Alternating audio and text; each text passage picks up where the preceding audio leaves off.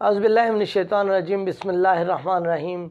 Dear student, today we are going to start our 38th lecture. आज हमारा 38वां lecture है और ये लेक्चर हमारा प्रेजेंट परफेक्ट टेंस से मुतालिक है। प्रेजेंट परफेक्ट जैसा कि नेम से आप लोगों को जाहिर हो रहा है, प्रेजेंट मीन मौजूदा और परफेक्ट का मतलब है मुकम्मिल हो जाना। यानी प्रेजेंट परफेक्ट से मुराद ऐसा टेंस है जिसमें कोई काम मौजूदा ज़माना में पाए तकमील तक पहुँचे। यानी मौजूदा ज़माने में जब कोई काम मुकम्मिल हो जाए तो उस टेंस को हम कहते हैं प्रेजेंट परफेक्ट टेंस। तो चलिए पहचान की जानिब बढ़ते हैं। प्रेजेंट परफेक्ट की पहचान क्या है? अगर उर्दू के जुमले लिखे हुए, सेंटेंसेस लिखे हों, आपको कैसे पता चलेगा कि ये जो जुमले हैं, ये जो सेंटेंसेस हैं प्रेजेंट परफेक्ट के हैं? तो इसकी पहचान है स्टूडेंट्स कि उर्दू के जुमलों के आखिर पर जो आपके उर्दू के सेंटेंसेस होंगे उनके एंड पर जो पहचान बनेगी वो कुछ इस तरह से होगी कि उर्दू का आपका जो सेंटेंस होगा, जुमला, उर्दू के जुमले के आखिर पर, उर्दू के जुमले के आखिर पर चुका है, चुकी है और चुके हैं, चुके हैं वगैरह, ये पहचान है। मिसाल के तौर पर मैं ये लाइन लिख चुका हूँ, स्टूडेंट्स अपना सबक याद कर चुके हैं, हमने खाना खा लिया है। ये मैं अब आपको बताने जा रहा हूँ, ये चुका है वाले या लिया है, ली है, किसी काम को मुकम्मिल होने की इलामत है कि हमने अपना सबक याद कर लिया है वगैरह वगैरह। जब कोई जुमला इस तरह का हो कि चुका है, चुकी हैं, चुके हैं, या लिया है, ली हैं, लिए हैं आए, यानी वो इशारा इस बात का हो कि मौजूदा ज़माने में कोई काम हो गया है, तो वो आपका सेंटेंस होगा प्रेजेंट परफेक्ट का। Now there is a question कि how to translate such sentences, कि हमने ऐसे सेंटेंसेस को ट्रांसलेट कैसे करना है। तो उसकी ट्रांसलेशन के लिए आपको जो करना होगा वो ये है, जैसे कि कोई भी जुमला हो उसमें हम हमेशा सब्जेक्ट सबसे पहले लिखते हैं, तो आप सब्जेक्ट लिखेंगे जुमले के शुरू में। सबसे पहले आप लिखेंगे सब्जेक्ट और सब्जेक्ट के बाद आप लिखेंगे हेल्पिंग वर्ब्स। आपके या तो होंगे जनाब हैज़, तो या आपका होगा हैव, दोनों में से कोई एक हेल्पिंग वर्ब लगेगा। उसके बाद फॉर्म ऑफ वर्ब आपकी होगी जनाब third form of verb, third form of verb.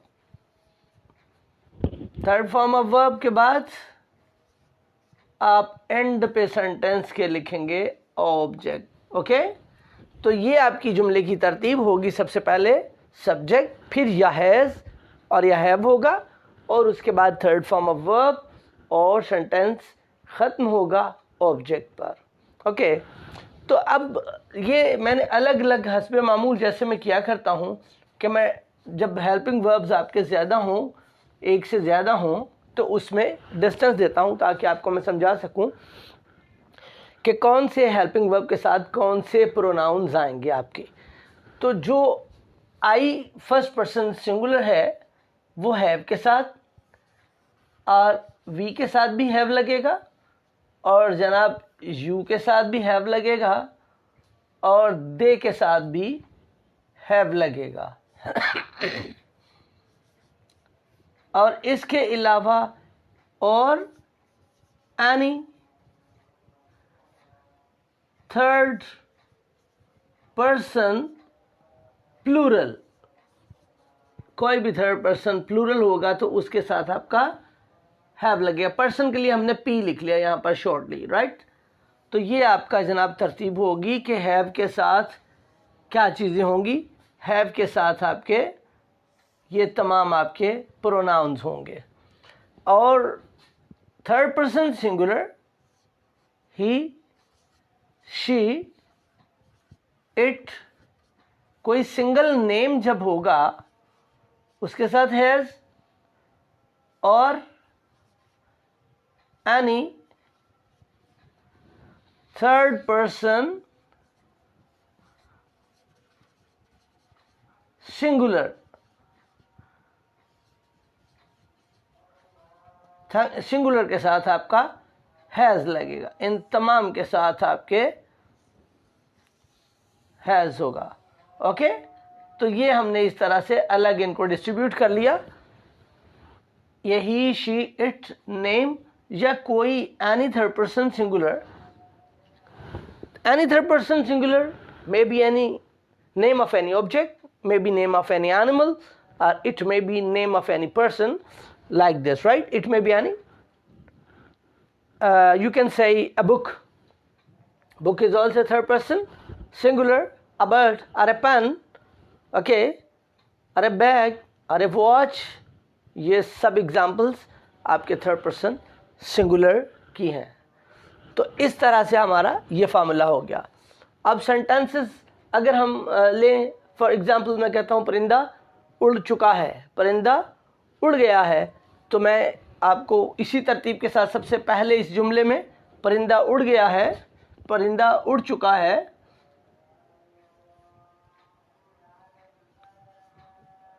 परिंदा उड़ चुका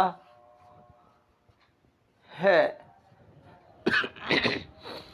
अब इसमें देखिएगा सब्जेक्ट आपका क्या है, परिंदा। तो जनाब आप सबसे पहले लगाएंगे सब्जेक्ट, और सब्जेक्ट क्या है, बर्ड। बर्ड के साथ क्या लगेगा, थर्ड पर्सन सिंगुलर है, इनमें से नेम काउंट कर लें आप इसको, चाहे आप इसको एनी थर्ड पर्सन सिंगुलर समझ लें।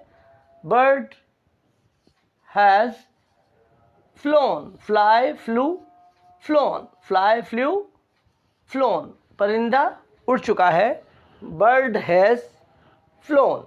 ओके, सेंटेंस हम लिखते हैं, टीचर ने बच्चे को सज़ा दी है। उस्ताद साहब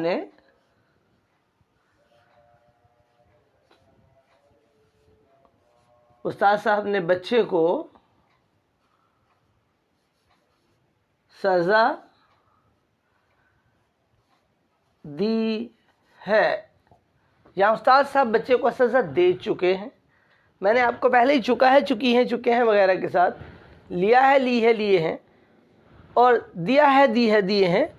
ये सारे आपके जनाब इसके जो साइंस होंगे ये इलामात हैं प्रेजेंट परफेक्ट टेंस की, मतलब कोई काम मुकम्मिल हो चुका है।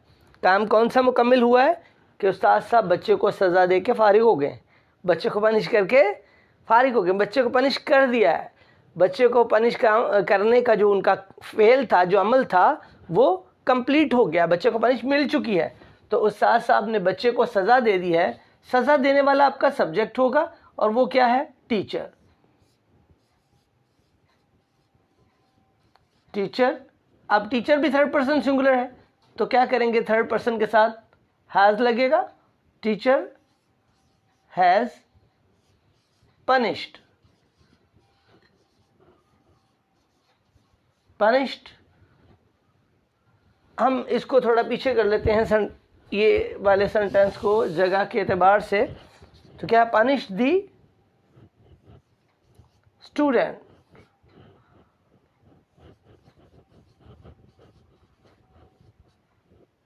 Okay, teacher has punished the student. उस्ताद साहब ने बच्चे को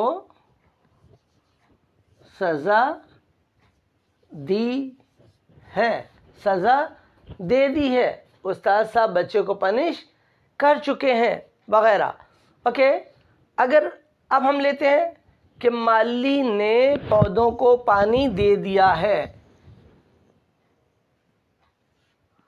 माली ने पौधों को पानी दे दिया है, या माली पौधों को पानी दे चुका है। आप ये कहीं तो नहीं सोच रहे कि ये ऊपर चुका है, चुकी है, चुके हैं, यहाँ पर कोई भी चुका चुकी नहीं आया सिवाय एक परिंदे के। तो मैं आपको ऑलरेडी बताया है कि मौजूदा ज़माने में किसी काम के मुकम्मिल होने के लिए कोई भी लफ्ज़ लग सकता है। तो माली ने पौधों को पानी दे दिया है या माली पौधों को पानी दे चुका है, इसकी ट्रांसलेशन। सब्जेक्ट का आपका गार्डनर है, गार्डनर हैज वाटर्ड। पानी देना की इंग्लिश वाटर। पानी नाउन भी है और ये वर्ब भी है। अगर इसको एज ए नाउन हम यूज करें तो वाटर वाटर ही होगा, but if we are using it as a verb तो we can change its forms. इसकी third form water, watered, watered. ये आपका यहाँ पर वर्ब था fly, flew, flown, punished, punished, punished, water, watered, watered. Before I started teaching you tenses, in my last lecture I told you that before you start learning tenses, you must pay some attention to your forms of verb. इसकी भरपूर अंदाज में forms of verb याद करें। जितने अच्छे से आप याद करेंगे उतने ही अच्छे आपको tenses आएंगे, राइट? मैंने आपसे कहा था और मुझे उम्मीद है आपको ये आती होंगी forms। Gardener has watered, किसको वाटर किया जी? The plants. ऑब्जेक्ट क्या है आपके? Plants. Has water the plants. माली ने पौधों को पानी दे दिया है। ओके, उन्होंने सवाल हल कर लिया, या स्टूडेंट्स ने कर लीजिएगा, क्योंकि अभी तक हमने कोई हैज़ वाले ही सारे किए, हैव वाला नहीं किए। तो चले हम कर लेते हैं कि तालिब इल्मों ने या तलबा ने सवाल हल कर लिए हैं प्लूरल में, ताकि आपके सामने एक एग्जाम्पल हो जाए। तलबा ने सवालात हल कर लिए हैं। ओके, तलबा ने सवालात हल कर लिए हैं। स्टूडेंट्स, तलबा आपके वन स्टूडेंट होगा, एक तालिब इल्म होगा तो स्टूडेंट होगा, जब प्लूरल होंगे तो स्टूडेंट्स होगा। ओके, देखिएगा अब आपका जो सब्जेक्ट है वो प्लूरल है। ये सिंगुलर था, ये भी सिंगुलर था, बर्ड भी सिंगुलर था। ओके, तो हमने सारे आपके हेल्पिंग वर्ब सिंगुलर लगाए। जब ये प्लूरल हुआ तो क्या करेंगे? स्टूडेंट्स हैव हल कर लिए हैं, solve, solve, second form solved, solve, solved, solved. Students have solved, सवालात हल कर लिए। सवालात की English the sums, the sums, some mathematical questions. अगर आंसर वाले हों तो क्वेश्चंस होते हैं, ये आपके सम्स होंगे, right? Students have solved the sums. अब ये सेंटेंसेस एज ए पैटर्न है, फोल्ड कर लीजिएगा। आई का सेंटेंस लिखते हैं, ये तो प्लूरल था, आई और वी। देखिए इन तमाम प्रोनाउंस में वी भी प्लूरल है, यू भी प्लूरल है, दे भी प्लूरल है। कोई और होता, जैसे बर्ड्स होते, जैसे एनिमल्स होते, कोई भी काउस होते, स्नेक्स होते, ठीक है, बफेलोज होती, कुछ भी तो वो प्लूरल होते, तो उसके साथ भी हम हैव लगाते। जस्ट आई आपका फर्स्ट पर्सन सिंगुलर है, वाहिद कि जिसके साथ हैव लग रहा है। ओके, ये आपने याद रखना होगा। आई कर लेते हैं। मैंने अपने शूज पॉलिश कर लिए हैं। I have polished, I have polished my shoes. मैंने अपने शूज पॉलिश कर लिए हैं। मैंने अपने जूते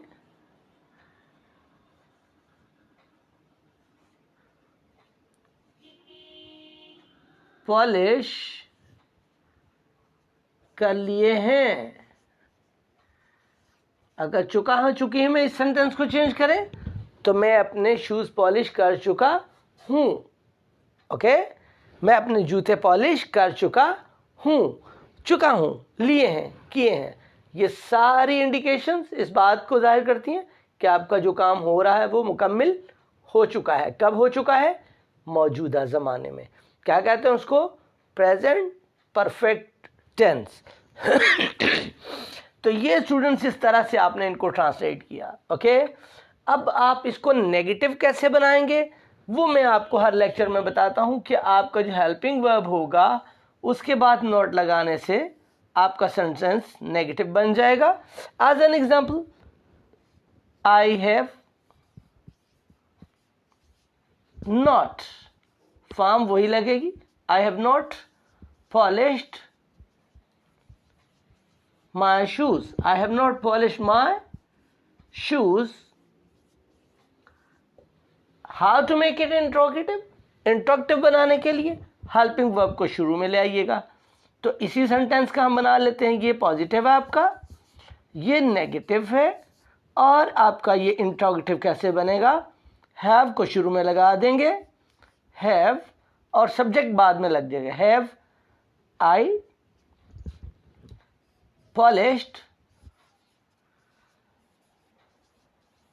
माई शूज, क्या मैंने अपने जूते पॉलिश कर लिए हैं? और सेंटेंस के एंड पे आपने लगा दिया क्वेश्चन मार्क, क्या मैंने अपने शूज पॉलिश कर लिए हैं? I have taught you how to change a positive sentence into negative, as well as how to change a positive sentence into an interrogative. I have taught you one sentence with the 3 examples, and it is your assignment that by tomorrow or by the next lecture you will change all of these 3 or 4 sentences into negative as well as into interrogative। कि आप try करेंगे, कोशिश करेंगे कि इन sentences को आप negative और interrogative में चेंज करें। ओके, कल हम इंशाअल्लाह ताला एग्जाम्पल के साथ इनको मज़ीद मैं I will teach you right, so that you may understand them well, ताकि आप अच्छा इसको समझ सकें। तो अगर आपको अच्छा लगे, आपको समझ आ रही हो इन लेक्चर्स की, तो मैं ये चाहूँगा कि आप हमारे चैनल को लाइक करें, सब्सक्राइब करें और शेयर करें हर उस शख्स के साथ जो आपका अपना है, जो आपका प्यारा है, जो आपको अजीज़ है, और जिसे आप चाहते हैं कि एजुकेट किया जाए, जो आप चाहते हैं कि तालीम हासिल करे। तालीम फैलाना सदका जारिया है, आप भी इसमें नेकी के काम में हिस्सा लें और सब्सक्राइब करें, शेयर करें, लाइक करें। Thank you, see you tomorrow इंशाल्लाह। अल्लाह हाफिज़।